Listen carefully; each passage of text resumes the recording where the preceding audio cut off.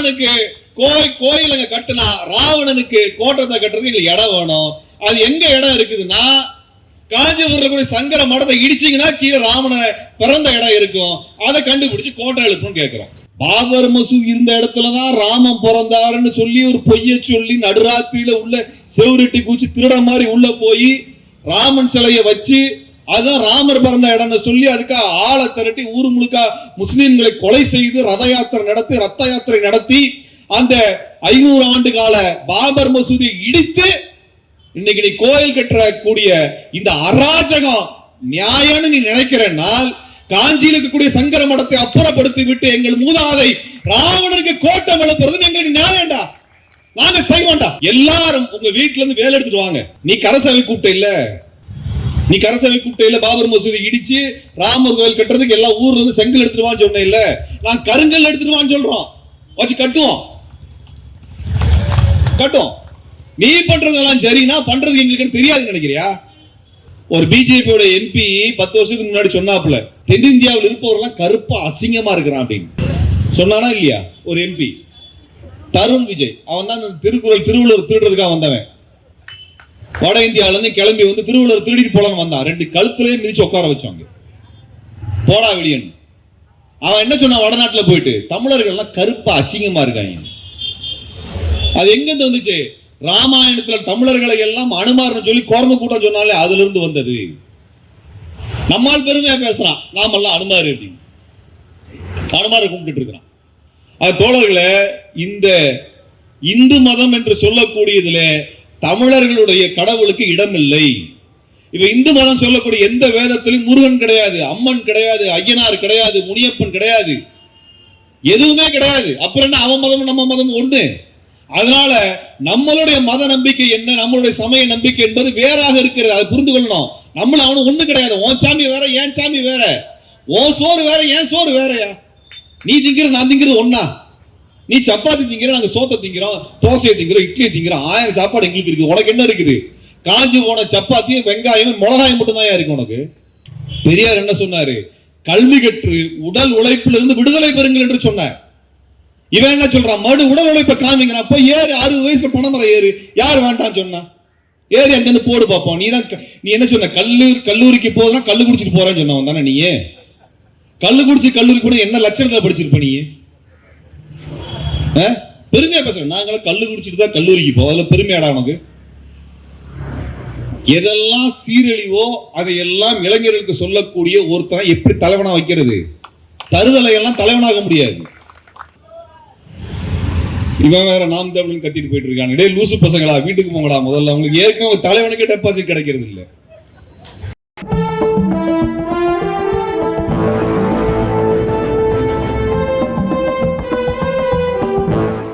காஞ்சியிலே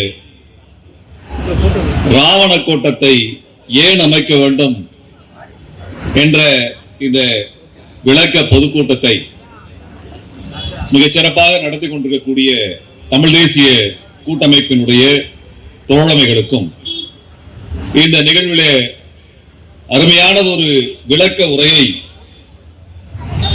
எளிமையான தமிழிலே நல்கி இங்கே அமர்ந்திருக்கக்கூடிய ஜோதிமலை இறைப்பணி திருக்கூட்டத்தினுடைய தலைவர் ஐயா தவத்திரு திருவடிக்குடில் சுவாமிகள் அவர்களுக்கும், எனக்கு முன்பு ஒரு எழுச்சி உரை நல்கியிருக்கக்கூடிய விடுதலை தமிழ் புலிகள் கட்சியினுடைய தோழர் தலைவர் குடந்தை அரசன் அவர்களுக்கும்,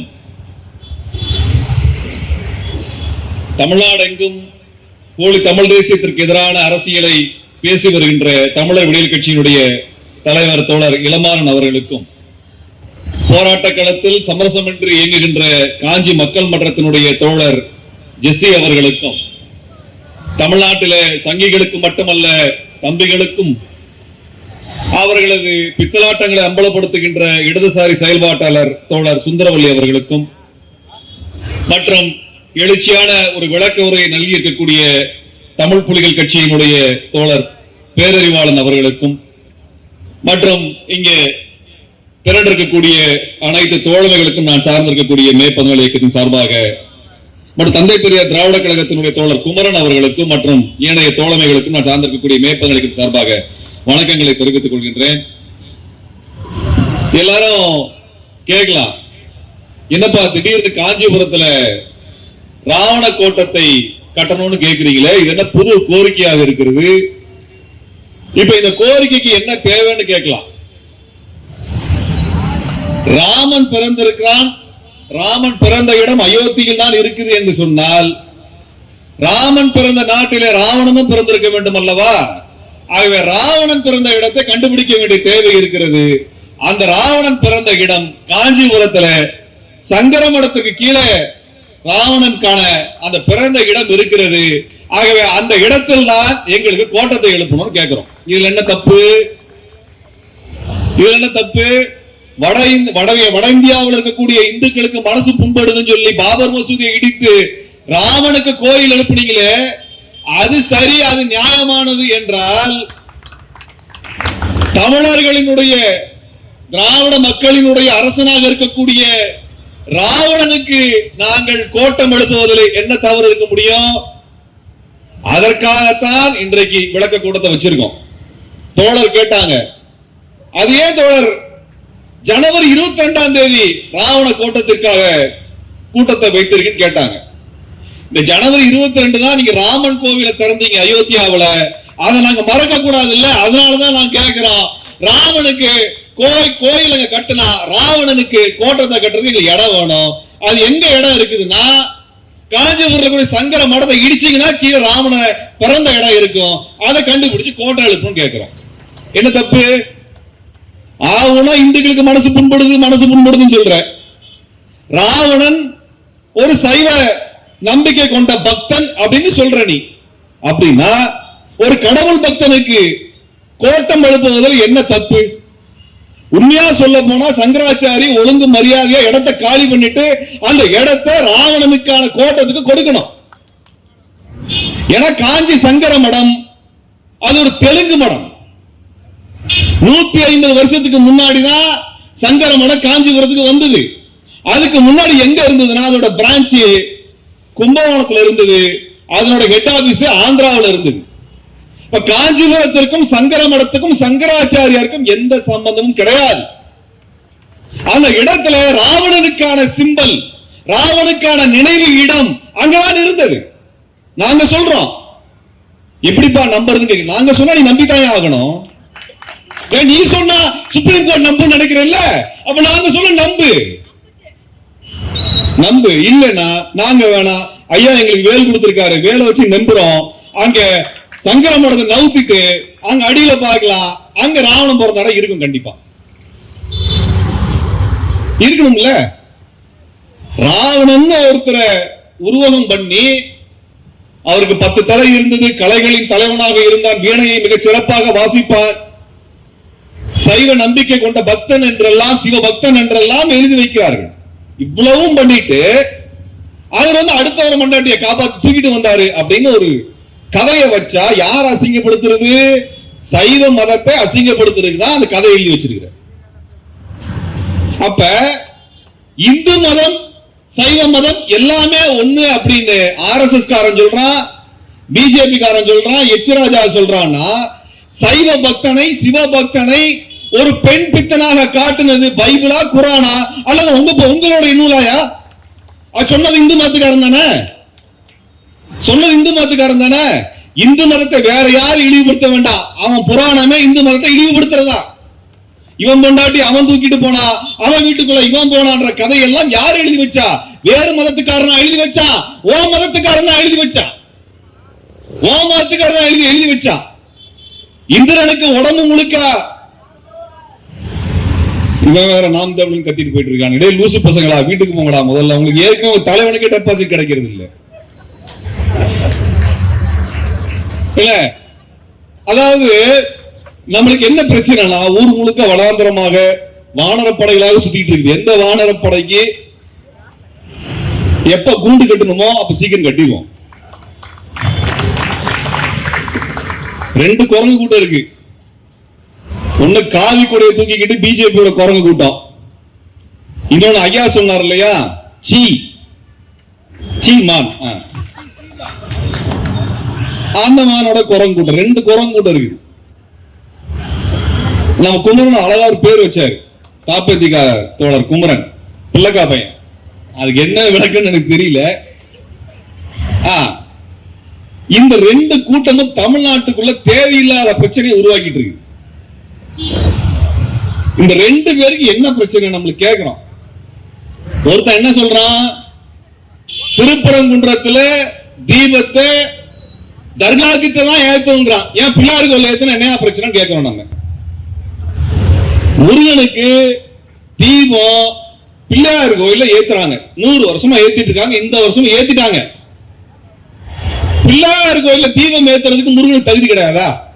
நான் கேட்கிறேன். முருகனுக்கு தீபம் ஏத்துறதுக்கு பிள்ளையார் கோயில் சரியான இடம் கிடையாதா, அல்லது பிள்ளையார் கோயில தீபம் ஏத்துறதுக்கு முருகனுக்கு தகுதி கிடையாதா? அது ஏன் முஸ்லீம் கோயில் கிட்ட போய் தீபம் ஏத்துன்னு சொல்ற நீ? அது அப்படி சொல்ற உனக்கு? முருகனை இழிவா பார்க்கிறான். முருகனுக்கு பிள்ளையார் கோயில தீபம் ஏத்தக்கூடாது, அதற்கான தகுதி முருகனுக்கு கிடையாது. ஏனென்றால் முருகன் தமிழர் கடவுள். தமிழர் கடவுளுக்கு எதுக்கா பிள்ளையார் கோயில போய் தீபம் ஏத்துற என்றுதான் பிஜேபி சொல்லுகிறது. அதைத்தான் நீதிபதி சொல்லியிருக்கிறார். அதான் நீதிபதி சொல்ற. நம்மளுக்கு புரியணும். நம்மளுக்கு என்ன தெளிவா தெரியும்னா, முருகன் கோயிலுக்கு, திருப்பரங்குன்றம் முருகன் கோயிலுக்கு எங்க தீபம் ஏத்துனாங்க? திருப்பரங்குன்றத்தில் இருக்கக்கூடிய பிள்ளையார் கோயில ஏத்துனாங்க. எவ்வளவு காலமா ஏத்திட்டு இருக்கிறாங்க? 100 வருஷமா ஏத்திட்டு இருக்கிறாங்க. இந்த வருஷம் தீபம் ஏத்துனாங்களா? ஏத்துனாங்க. எங்க ஏத்துனாங்க? அதே பிள்ளையார் கோயில ஏத்துனாங்க. அப்படிங்கும் போது பிஜேபி காரனுக்கு என்ன பிரச்சனை? நீதிபதிக்கு என்ன சிக்கல்? என்ன பிரச்சனை? கோயில்ல தானே ஏத்துனாங்க, சுடுகாட்டுல போய் ஏத்துனாங்க, கோயில்ல தானே ஏத்துனாங்க. நீ என்ன சொல்ற? தர்கால போய் ஏத்தணுங்கிற. தர்காங்கிறது என்னது? இஸ்லாமிய மத தலைவருடைய நினைவிடம். அங்க எதுக்கு ஏத்து சொல்ற? என்ன சொல்றான்? முருகனுக்கு தீபத்தை அங்க புதைக்கக்கூடிய இடுகாட்டுல போய் ஏத்துங்கிறான். புரியலையா? புரியலையா? அவன் முருகன் அசிங்கப்படுத்துறான் பிஜேபி காரன். அவனுக்கு பக்தியாவது ஒண்ணாவது. நான் கேட்கிறேன், குஜராத்ல முருகனுக்கு கோயில் இருக்குதா? குஜராத்ல முருகனுக்கு கோயில் இருக்குதா? உத்தரப்பிரதேசல முருகனுக்கு கோயில் இருக்குதா? மத்திய பிரதேசல முருகனுக்கு கோயில் இருக்குதா? இல்ல எச்சராஜா என்னைக்காவது முருகன் கோயில் கும்பிட்டுருக்கானா? எச்சராஜா என்னைக்காவது அளவு குத்திருக்கானா? என்னைக்காவது மொட்டை அடிச்சு காவடி தூக்கி இருக்கானா? இவனுக்கு முருகனுக்கு என்ன சம்பந்தம்? இவனுக்கு முருகனுக்கு என்ன சம்பந்தம்? தினம் மலையேறேன் இருக்கிறானே. நம்ம ஒரு விஷயம் தெளிவா புரிஞ்சுக்கணும். தமிழ்நாட்டுக்குள்ள கலவரம் போட்டு இந்த கும்பல் வந்திருக்குது. இவங்களுக்கு பக்தி விளக்கணம் எல்லாம் கிடையாது. தமிழ்நாட்டுக்கு கலவரம் கொண்டு வரணும், முருகனை அசிங்கப்படுத்தணும். உண்மையான முருக பக்தர்கள் பிஜேபி காரனை கண்டா வெளுத்து வரணும். அதான் பண்ணணும். உனக்கு என்னடா பிரச்சனை கேட்கணும். உன் கட்சி தலைவர் எவனாலும் என்னைக்கா முருகன் கோயில் வந்து கும்பிட்டு இருக்கானா? அளவு குத்தி இருக்கானா? காவடி தூக்கி இருக்கானா? அல்லது நடந்து போயிருக்கான பழனி மலைக்கு? கிடையாது. அப்ப தமிழ்நாட்டுக்குள்ள தேவையில்லாம கலவரம் 2 மாசமா பார்க்கிறோம். நீதிபதி வர்றாரா, மலை ஏறாரா, அவர் செக் பண்றாரா? ஏன்னா முருகன் கனவுல வந்து சொன்னாங்க இவங்களுக்கு பிஜேபி காரனுக்கு. இல்ல தமிழ்நாட்டில் எப்படி முருகனை கும்பிடணும்னு பிஜேபி காரன் கத்து கொடுத்திருக்கானா? சொல்லுங்க. மோடி தான் கத்து கொடுத்தாரா? இல்ல எச்ராஜா தான் கத்து கொடுத்தாரா? நம்மளுக்கு எப்படி சாமி கும்பிடணும் யாரு கத்து கொடுத்தா? நம்மளுக்கு வரலாறுல இருக்குது. காலம் காலமாக இந்த இறைவனை, இந்த கடவுளை, இந்த தெய்வத்தை எப்படி வணங்க வேண்டும் என்ற வழிமுறை நமக்கு இருக்குது. எப்படி கும்பிடணும் அப்படின்னு திருமுருகாற்றுப்படையில சொல்றாங்க. முருகனை எப்படி வணங்க வேண்டும் என்று திருமுருகாற்றுப்படையில் சொல்லப்படுகிறது. எந்த சமஸ்கிருத மந்திரத்திலும் சொல்லவில்லை. திருமுருகாற்றுப்படையில் எப்படி சொல்றாங்கன்னா, இந்த சாமி வந்து ஆடுறாங்க இல்லையா, அதுக்கு வெறியாட்டம் பேரு. நம்மளுடைய இலக்கியங்கள்ல வெறியாட்டம் சொல்றாங்க. அது முருகனுக்கான வெறியாட்டத்தை பெண்கள் தான் ஆட வேண்டும். பெண்களுக்கு தான் முன்னுரிமை.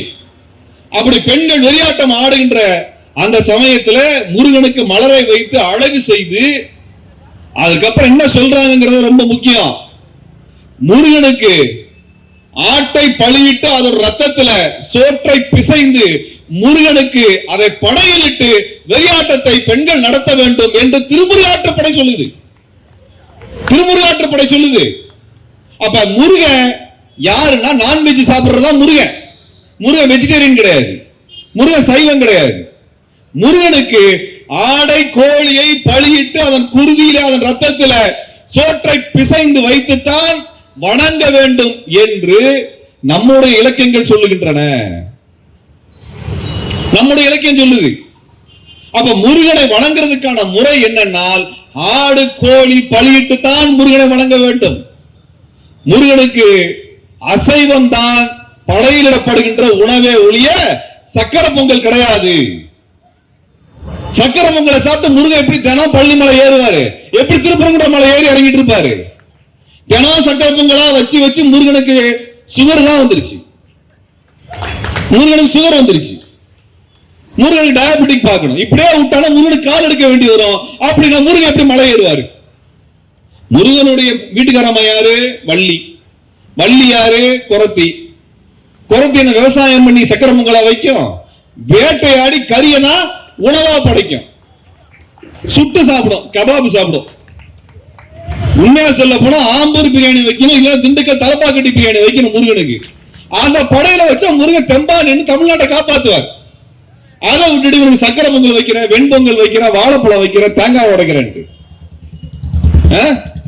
தமிழ்நாட்டில் தமிழ் கடவுளை எப்படி வணங்க வேண்டும் என்கிற முறையை கூட மறக்கக்கூடிய வகையில பாரதிய ஜனதா கட்சி செயல்படுகிறது.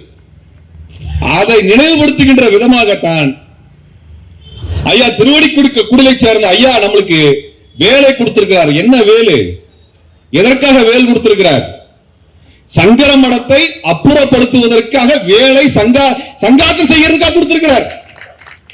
யாரோட வேலை கொடுத்திருக்கார்? குறிஞ்சி நில கடவுள் என்று சொல்லுகின்ற குறிஞ்சி நிலத்தினுடைய தலைவன் தோழர் முருகனுடைய வேலை கொடுத்திருக்கிறார். எங்களுக்கு முருகன் தோழன் தாயா, முருகன் எங்களுக்கு தோழன். அந்த முருகனுடைய வேலை எங்களுக்கு கொடுத்திருக்கார். திருப்பரங்குன்றத்தில் இருக்கக்கூடிய முருகன் எங்கள் தோழன், பழனியில் இருக்கக்கூடிய முருகன் எங்களுக்கு தோழன். ஏனால் முருகனுக்கு தமிழ்தான் பிடிக்குமே ஒரே சமஸ்கிருதம் பிடிக்காது. முருகனுக்கு இறைச்சி தான் பிடிக்குமே ஒழிய சர்க்கரை பொங்கல் பிடிக்காது. ஆக நம்மளுக்கு என்ன தேவை என்றால் நம்முடைய மரபுன்னு ஒண்ணு இருக்குது, அந்த மரபை மீட்டெடுக்க வேண்டிய தேவை இருக்குது. இவன் என்ன சொல்றான்? திருப்பரங்குன்றத்தில் எங்க பிரச்சனை ஆரம்பிச்சான்? சிக்கந்தர் தர்காவுக்கு இறைச்சியை கொண்டு போய் சாப்பிடுறாங்கன்னு ஆரம்பிச்சான். இப்ப முருகனுக்கே இறைச்சியை படைக்கணும். இப்ப சிக்கந்தர் தர்காவுக்கு கொண்டு போகக்கூடிய இறைச்சிகளை முருகனுக்கு என்ன பிரச்சனை? என்ன பிரச்சனைனா முருகன் திருப்பரங்குன்ற கோயிலை விட்டுட்டு சக்கர பொங்கல் எவ்வளவு நாள் திங்கிறதுன்னு சொல்லி அவர் சிக்கந்தர் தர்காவுக்கு போயிடுவார். இவங்க கொடுக்கக்கூடிய சக்கர பொங்கல் எவ்வளவு நாள் தான் திங்கிறது, தேங்காய் எவ்வளவு தான் சாப்பிடுறது, நான் சிக்கந்தர் தர்காவுக்கே வந்துடுறேன்னு முருகன் மேலே ஏறி போயிட்டா இவங்களுக்கு என்ன பண்றது? சம்பாதிக்கிறதுக்கு வழி கிடையாது என்றுதான் பிரச்சனை ஆரம்பிச்சிருக்கான்னு நினைக்கிறேன். அப்ப இறைச்சியை சாப்பிடுறது, அசைவ உணவை சாப்பிடுவது எப்படி அசுத்தமானதாக இருக்கும்? நம்ம வீட்டுல எல்லாம் வாரத்துல 7 நாள் இறைச்சி உணவு தான் நமக்கான உணவாக இருந்திருக்கிறது. இன்னைக்கு என்ன பண்ணிட்டான்? திங்கட்கிழமை இந்த சாமிக்கு படையல் போடு, செவ்வாய்க்கிழமை அந்த சாமிக்கு போடு, புதன்கிழமை இவனுக்கு போடு, வியாழக்கிழமை சாய்பாபாவுக்கு போடு, வெள்ளிக்கிழமை இந்த சாமிக்கு போடு, சனிக்கிழமை பெருமாளுக்கு போடு, ஞாயிற்றுக்கிழமை தூக்கத்தை போடுன்னு வந்துட்டான். அசைவ உணவே இல்ல. அசைவ உணவு இல்லைன்னா எப்படி வேலை பார்க்கிறது? எப்படி வைட்டமின் B12 கிடைக்கும்? எப்படி கிடைக்கும்? எப்படியா வைட்டமின் கிடைக்கும்? எப்படி அமினோ ஆசிட் கிடைக்கும்? எப்படி புரோட்டீன் கிடைக்கும்? ஒண்ணும் கிடைக்காது. குண்டானா நெய்யவா ஊத்த முடியும் வயிற்றுக்குள்ளார. அப்ப நம்மள உணவு முறை மாறிக்கொண்டிருக்குது. நீ கறி சாப்பிடு, தப்பு இல்ல, உடம்புக்கு நல்லது. இறைச்சியை எடுத்துக்கோ, அசைவ உணவை எடுத்துக்கோ. அசைவ உணவு அசுத்தம் சொல்லக்கூடியவனை விரட்டி அடி. அதுதான் ரொம்ப முக்கியமானது. விரட்டி அடிக்கணும். நம்மளுக்கு அசைவ உணவு ஹோட்டலுக்கு என்னங்க பேரு? என்ன கேட்போம்? முனியாண்டி விலாஸ் இருக்கான்னு கேட்போம். முனியாண்டி விலாசுங்கிறது நம்ம முஸ்லீம் பேரா? முனியாண்டி விலாசுங்கிறது முஸ்லீம் பேரா? தமிழ் சாமியோட பேர் யாது? அப்ப தமிழ் சாமி அசைவ உணவு இல்லாமல் இருக்காது. கடா வெட்டுறது, பிரியாணி, ஊருக்கே பிரியாணி போடுறது, ஊருக்கே கரிசோறு போடுறதுதான் நம்ம வழக்கம். அதையெல்லாம் விட்டு சைவமா மாறி நம்மளுடைய மரபில் இருந்து வெளியே போகாதீங்க. பிஜேபி காரன் என்ன பண்றான்னா எல்லாத்தையும் குஜராத்தி காரனா மாத்திட்டு இருக்கான். குஜராத்ல அசைவ உணவு சாப்பிட மாட்டான். நம்மளுக்கு என்ன பிரச்சனை? நல்லா பல்லு இருக்குது, செமிக்கிறதுக்கு குடல் இருக்குது, உழைக்கிறதுக்கு கை இருக்குது. அதுக்காக நம்ம அசைவ உணவு சாப்பிடுறோம். நாம் உலகத்தை படைக்கின்றோம். தோழர் முருகன் சொல்றார். தோழர் முருகனுக்கு திருமுருகாற்றுப்படையில சொல்றாங்க, பழியிட்டு ஆட்டை பழியிட்டு அதுல குருதியிலே சோத்தை பிசைஞ்சு வைன்னு சொல்றாங்க. ரத்த பொரியல் குடுன்னு கேட்கிறாப்ல முருகன். ரத்த பொரியல் முருகனுக்கு கொண்டு போய் சக்கரை பொங்கலை போட்டு சுகர் பேஷண்டா மாத்தி வச்சு இவனுக்கு எல்லாம் முருகனுக்கு அடுத்து கண்ணாடி போடுங்கடா கண்ணு தெரியலன்னா.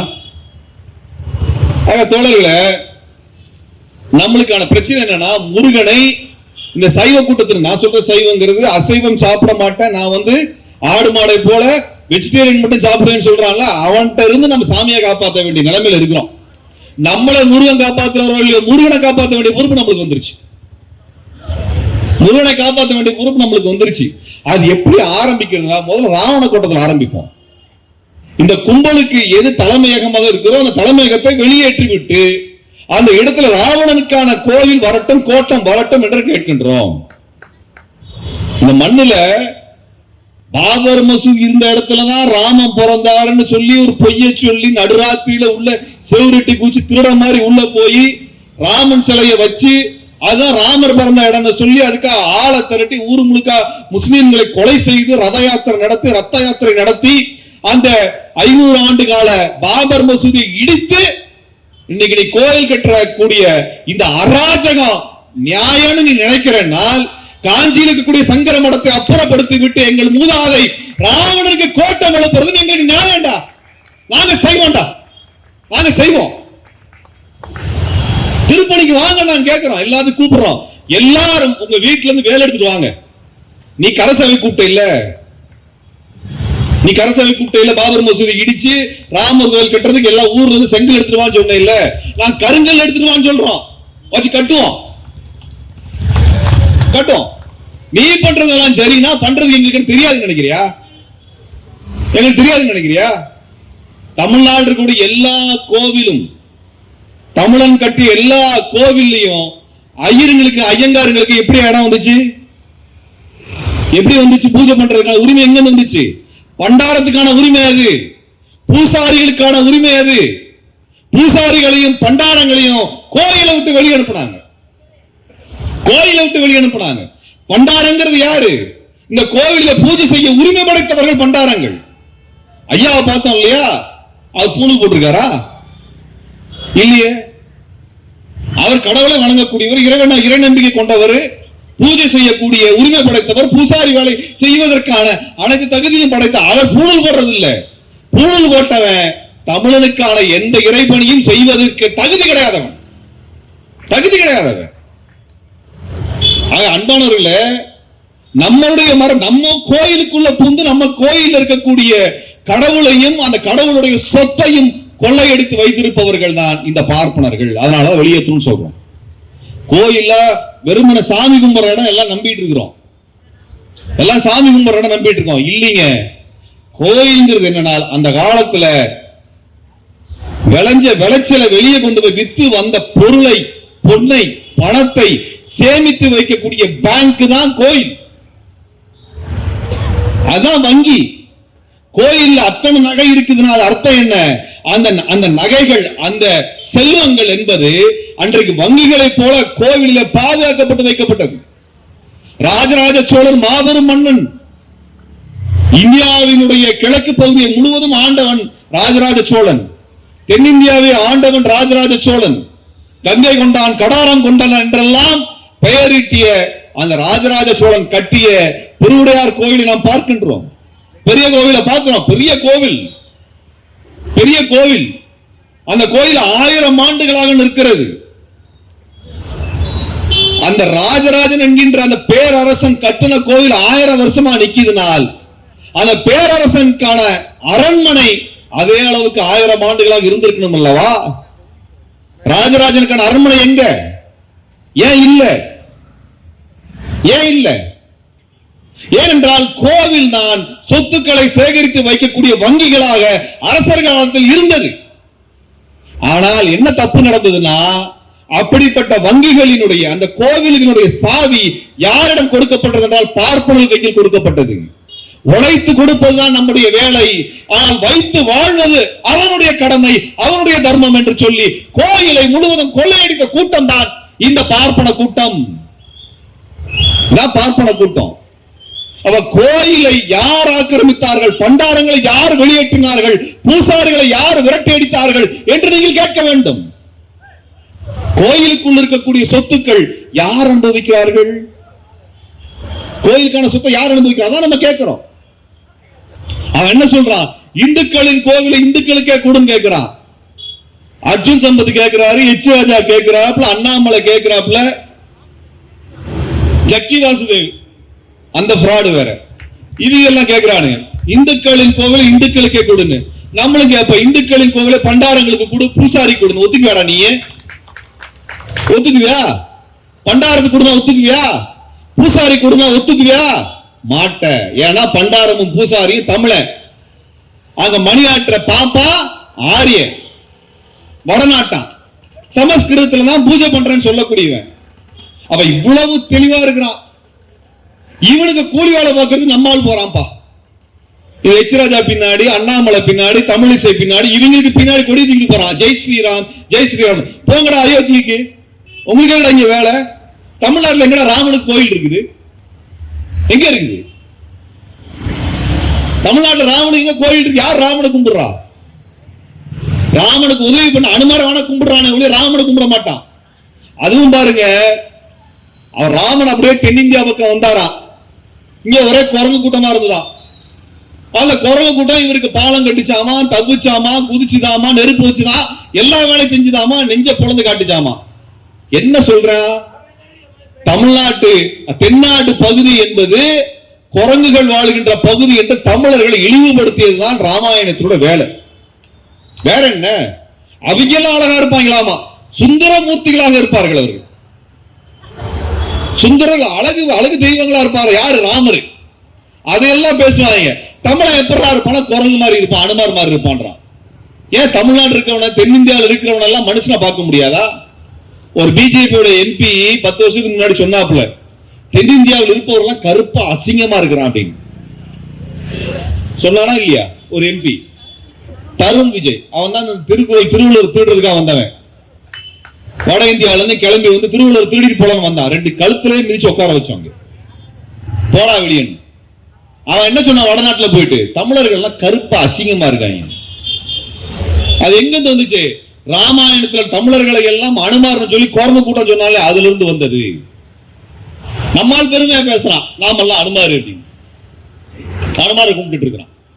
அது தோழர்களே, இந்த இந்து மதம் என்று சொல்லக்கூடியதுல தமிழர்களுடைய கடவுளுக்கு இடம் இல்லை. இப்ப இந்து மதம் சொல்லக்கூடிய எந்த வேதத்திலும் முருகன் கிடையாது, அம்மன் கிடையாது, ஐயனார் கிடையாது, முனியப்பன் கிடையாது, எதுவுமே கிடையாது. அப்புறம் என்ன, அவன் மதம் நம்ம மதம் ஒண்ணு. அதனால நம்மளுடைய மத நம்பிக்கை என்ன, நம்மளுடைய சமய நம்பிக்கை என்பது வேறாக இருக்கிறது. அதை புரிந்து கொள்ளணும். நம்மள அவனு ஒண்ணு கிடையாது. உன் சாமி வேற, என் சாமி வேற, உன் சோறு வேற, என் சோறு வேறயா. நீ திங்கிறது நான் திங்கிறது ஒன்னா. நீ சப்பாத்தி திங்கிற, நாங்க சோத்தை திங்கிறோம், தோசையை திங்கிறோம், இட்லி திங்கிறோம். 1000 சாப்பாடு எங்களுக்கு இருக்கு. உனக்கு என்ன இருக்குது? காஞ்சி போன சப்பாத்தியும் வெங்காயம் மிளகாயம் மட்டும் தான் இருக்கு உனக்கு.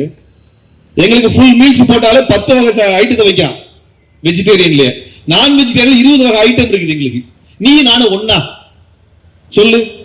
நீ வேற, நான் வேற, உன் சாமி வேற, என் சாமி வேற, உன்னுடைய மதம் வேற, என் மதம் வேற, ரெண்டும் வேற வேற. இதை புரிந்து கொள்ளாமல் தமிழர்கள் தங்களுடைய பூர்வீகம் என்ன, தங்களுடைய நம்பிக்கைகள் என்ன என்று புரிந்து கொள்ளாமல் இந்த பிஜேபி சங்பரிவார கும்பலிடம் சென்று மாட்டி விடாதீர்கள் என்றுதான் கேட்கின்றோம். தமிழர்கள் எந்த இடத்திலும் இந்த கலவர கும்பலுக்கு போய் மாட்டிடக்கூடாது. அது ரொம்ப தெளிவாக இருக்க வேண்டும். அதனால நம்ம ராவண கோட்டம் ஏன் கேட்கிறோம் என்றால், ராமாயணத்தை வைத்து தமிழர்களை இழிவுபடுத்துகின்ற வேலையை நீ செய்யும் பொழுது அதுல தமிழர்களை இழிவுபடுத்திய அந்த தலைவனை கொண்டாடுகின்றோம். நீ அயோத்தியிலிருந்து இனிமேல் ட்ரெயின் விட்டேனா காஞ்சிபுரம் ராவண கூடத்துக்கு வரட்டும்டா, அங்க வரட்டும். அங்க வந்து ராவண காலில் உளுந்து கும்பிட்டு ஐயா மன்னிச்சுன்னு சொல்லினாதான் அப்புறம் ராமேஸ்வரத்துக்கு விடும். அதுக்கப்புறம் நீ அஸ்தியே கரைக்க போகணும். நீ இஷ்டத்துக்கான எங்க போயிருந்த ராமேஸ்வரம் அஸ்தி கரைக்கிறது விட்டுற மாட்டோம். நீ தமிழர்கள் இழிவுபடுத்துவதே வேலையை வைத்திருக்கிறது. தோழர்களே, இது விளையாட்டாக ஏதோ ஒரு எதிர்வினை செய்ய வேண்டும் என்பதற்காக எல்லாம் இல்ல. நம்மளுக்கான ராவண கோட்டத்தை ஆரம்பிச்சு நடத்தினாதான், அது செஞ்சு முடிச்சாதான். அது எங்க நடத்தணும்? எங்கேயோ இல்ல, காஞ்சிபுரத்துல சங்கர மடத்துல தான் கட்டுறோம். சங்கர மடத்துல தான் கட்டணும். ஒருத்தன் பிராமண கடப்பாறை தூக்கிட்டு வர்றேன்னு சொல்றான், அவனுக்கு அப்புறம் வச்சுக்கிறோம். நான் இந்த வேலை தூக்கி ஐயா வேல் கொடுத்திருக்காரு எங்களுக்கு, நீ கடப்பாறை தூக்கி நாங்க முருகனோட வேலை தூக்கிட்டு வர்றோம். நீ என்ன யாரும் சொல்ற பிராமண கடப்பாறையை தூக்குறியா, தூக்கு, நாங்க முருகனுடைய வேலை தூக்கிட்டு வர்றோம், வச்சு பாத்துக்கோ யாரு யாருன்னு பாத்து. எங்களுக்கு தோழர் முருகன் இருக்கார், குறிஞ்சி நில கடவுள். உனக்கு பிராமண தோழன் தான் கிடையாதுடா, அவன் தோல் மேல உட்கார்ந்து இருக்கிறவன்டா. தூக்கிட்டு வா, அவனை தூக்கிட்டு வா. குலத்தொழில் வேற பண்றேன்னு சொல்லியே அவனையும் தூக்கிட்டு அப்படியே பனைமரத்துல ஏறு. உனக்கு குலத்தொழில் தானே, ஏறு.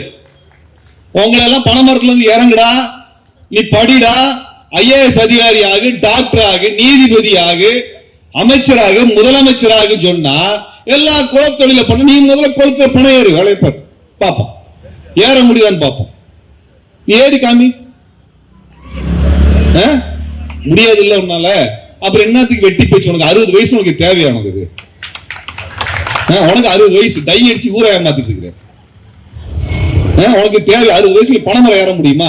ரிட்டையர் ஆகிற வயசுல நீ வந்து எல்லாம் குலத்தொழில் போட்டு இருக்கிற. ஏன் நீ போய உனக்கு பாப்போம். உனக்கு பென்ஷன் கிடையாது. குலத்தொழிலுக்கு போனேன்னா 60 வயசு எனக்கு பணமரம் ஏற முடியல, முட்டி எல்லாம் வலிக்குன்னு சொன்னா பென்ஷன் தர மாட்டான், பென்ஷன் தர மாட்டான். நீ ஏன்னா ஏறி பொழைக்கணும். அதை எல்லாம் விட்டு, அதாவது உடல் உழைப்பிலிருந்து பார்ப்பனர்கள் தான் வெளியேறிய சமூகம். நல்லா புரிஞ்சுக்கோங்க. உடல் உழைப்பிலிருந்து வெளியேறிய ஒற்றை சமூகம், ஒற்றை சாதி பார்ப்பனர்கள் மட்டும்தான். தமிழர்கள் உடல் உழைப்பை சார்ந்துதான் வாழ வேண்டும் என்று விதியை விதித்து நம்மளுடைய உழைப்பில் வாழ்ந்தவன் அவன். பெரியார் என்ன சொன்னாரு? கல்வி கற்று உடல் உழைப்பிலிருந்து விடுதலை பெறுங்கள் என்று சொன்னார். இவன் என்ன சொல்றான்? மறு உடல் உழைப்பை காமிக்கிறான். அப்ப ஏறு, 60 வயசுல பணமரம் ஏறு. யார் வேண்டாம் சொன்னா? ஏறி அங்கிருந்து போடு பாப்போம். நீ என்ன சொன்ன? கல்லூரிக்கு போதுனா கல்லு குடிச்சிட்டு போறேன்னு சொன்னவன் தானே நீ? கல்லு குடிச்சு கல்லூரிக்கு போன என்ன லட்சணத்தை படிச்சிருப்ப நீ? பெருமையா பேசுற. நாங்களும் கல்லு குடிச்சிட்டு தான் கல்லூரிக்கு போவோம், அதுல பெருமையாடா உனக்கு? எதெல்லாம் சீரழிவோ அதையெல்லாம் இளைஞர்களுக்கு சொல்லக்கூடிய ஒருத்தரை எப்படி தலைவனா வைக்கிறது? தருதலை எல்லாம் தலைவனாக முடியாது. ஓரமா உட்காந்து புலம்பு ஒப்பாரி வைக்கிறண்டி உனக்கு தேர்தலில் வச்சுக்கிறோம் வா. எங்களுக்கு 200 ஓட்டு 20 ஓட்டு இதெல்லாம் 2 ஓட்டு கூட எங்களுக்கு தேவையில்லை தம்பி. எங்களுக்கு 2 கண்டு போனாலும் போல, உனக்கு ஒத்த கண்டு போனாலும் சந்தோஷம் தான் எங்களுக்கு. எங்க அதுல எந்த பிரச்சனையும் கிடையாது. ஏன்னா உன்ன மாதிரி தருதலை எல்லாம் தமிழ்நாட்டுக்கு ஒரு எடுத்துக்காட்டாக உதாரணமாக தலைவனாக வர்றதுக்கு ஒரு காலத்திலும் எங்கள் வாழ்நாளில் நாங்கள் அனுமதிக்க மாட்டோம், எங்க வாழ்க்கையில் அனுமதிக்க மாட்டோம். குலத்தொழில பண்டுன்னு சொல்லக்கூடிய ஒருத்தனை நாங்கள் ஒரு காலத்திலும் அனுமதிக்க மாட்டோம். தோழர்களே, நம்மளுக்கு நிறைய கடமைகள் இருக்கிறது, கடமைகளை நிறைவேற்றுவோம். நாளைக்கு தந்தை பெரியார் குறித்தான அவரே தலைவர், பெரியாரே பெரியார் என்று சொல்லக்கூடிய வகையிலே ஒரு எழுச்சிகரமான மாநாட்டை தந்தை பெரியார் திராவிட கழகம் நடத்துகிறது. பெருந்தரலாக திரண்டு வரணும். பெரியாரை பொறுத்த வரைக்கும் என்னன்னா, பெரியாரை பாராட்டுவதால் பெரியார் வளர்ந்ததில்லை, பெரியாரை விமர்சிப்பதன் மூலமாகத்தான் பெரியார் வளர்கின்றார். 2015-16 வரைக்கும் எச்ராஜா கூட்டம் பெரியாரை திட்டாத வரைக்கும் நம்ம யார் பெரியாரை பத்தி கவலைப்பட்டதில்லை. அவர் பாட்டுக்கு ஓரமா சிலையாக உட்கார வச்சிருப்பாங்க, பார்த்து நம்ம பாட்டு போயிட்டே இருப்போம், பெருசு வீட்டுல இருக்குன்ட்டு. இவங்க என்னைக்கு பெரியாரை திட்ட ஆரம்பிச்சாங்களோ அதுக்கப்புறம் தான் பெரியாரை பத்தி நிறைய வாசிப்பு வந்தது, நிறைய பேர் பேச வந்தாங்க. இன்னைக்கு இளைஞர்கள் பெரியாரை பேசுவதற்கு காரணம் ஒரு வகையில நம்ம பிஜேபி நன்றி சொல்ல வேண்டும். அந்த வகையில தான் சீமானுக்கு நன்றி சொல்றோம். நீ நிறைய பெரியாரை பத்தி பேசு, அப்பொழுதுதான் பெரியாரினுடைய 65-70 ஆண்டு கால உழைப்பை, சிந்தனையை நாங்கள் மக்களிடத்தில் கொண்டு போய் சேர்க்க வேண்டும். ஏனென்றால் ஒரு யோக்கியம் பெரியார் விமர்சித்ததான் நாங்க கவலைப்படணும். ஒன்ன மாதிரி அயோக்கிய பையன் எல்லாம் பெரியார் விமர்சா நாங்க கவலைப்படணும். யோகியதை பார்த்து சொல்லிட்டு நாங்க போயிட்டே இருப்போம். அன்பானவர்களே, ராவண கோட்டத்தை நாம் அமைக்க வேண்டிய தேவை ஏன் இருக்கிறது என்றால், நம்முடைய வரலாற்றின் மீது அவர்கள் சேறு எறிந்திருக்கிறார்கள், நம் வரலாற்றை களங்கப்படுத்தி இருக்கிறார்கள், நமது முன்னோர்களை இழிவு செய்திருக்கிறார்கள். முன்னோருக்கு செய்த அந்த இழிவை போக்கின்ற வகையில ராமன் எல்லாம் உனக்கு தலைவன் என்றால் ராவணன் எங்களுக்கு தலைவன். ராமனுக்கு கோயில் இருக்கும் என்றால் ராவணனுக்கும் கோயில் இருக்கும். அந்த கோவில் காஞ்சிபுரத்து சங்கர மடத்தை அகற்றிவிட்டு அந்த இடத்துல ராவணனுக்கு பேர் எழுச்சியோடு கோட்டம் நிச்சயமாக நாங்கள் அமைப்போம் என்று சொல்லி வாய்ப்புக்கு நன்றி கூறி விடைபெறுகிறேன். நன்றி, வணக்கம். இலட்சியத்தால் ஒன்றுபட்டு உறுதி பூண்ட மக்களே வரலாற்றை படைப்பார்கள்.